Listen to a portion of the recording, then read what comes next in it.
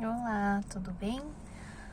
Vamos falar hoje sobre um assunto que eu sempre procurei muito e não encontrava na internet muito assim, que é a dupla fenda. Mas principalmente eu queria saber o que a dupla fenda poderia fazer no meu dia a dia, no meu dia a dia, poxa, um experimento físico, né? Mas o que esse experimento físico vai mudar na minha vida, assim? Eu pensava muito isso, sabe? No meu dia a dia, nas coisas que... no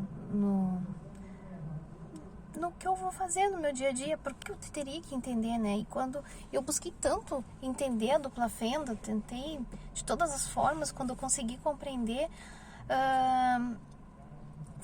foi uma felicidade muito grande para mim, porque eu sabia que aquilo poderia mudar a minha visão, né, de muitas coisas. Eu olhava muito Elaine Orives falando, Hélio Couto, a maioria das pessoas, né, com essa visão, né, de mente, né, de renovação da mente, né, falava muito da dupla fenda nesse sentido, né, de que esse experimento, sim, mudaria o modo de ver o mundo, né. E eu quero comentar algumas coisas que na minha vida, no meu dia a dia mudou através desse experimento, né? Conhecendo esse experimento. E eu quero falar um ponto hoje, né? Vou falando talvez os que eu vou vendo, né? Observando na minha vida, né? E um ponto muito importante que mudou na minha vida, o conhecimento, né? Saber sobre a dupla fenda, é sobre a gratidão. Sim.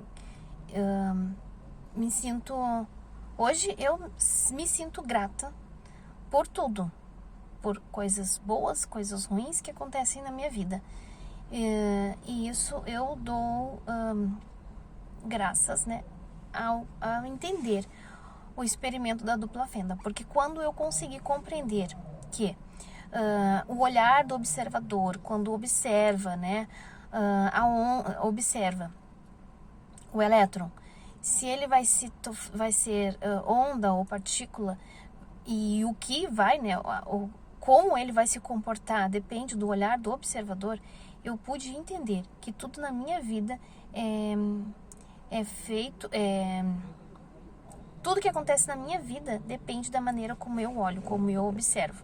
Então, isso fez toda a diferença na minha vida através da dupla fenda, que foi essa situação de saber que eu observo e segundo as minhas crenças, segundo aquilo que eu penso, aquilo que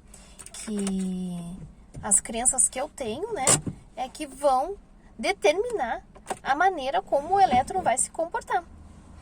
Então, se as minhas crenças, a minha mente, aquilo que eu tenho na minha mente, é que determina como ele vai se comportar, sou eu que determino a minha vida.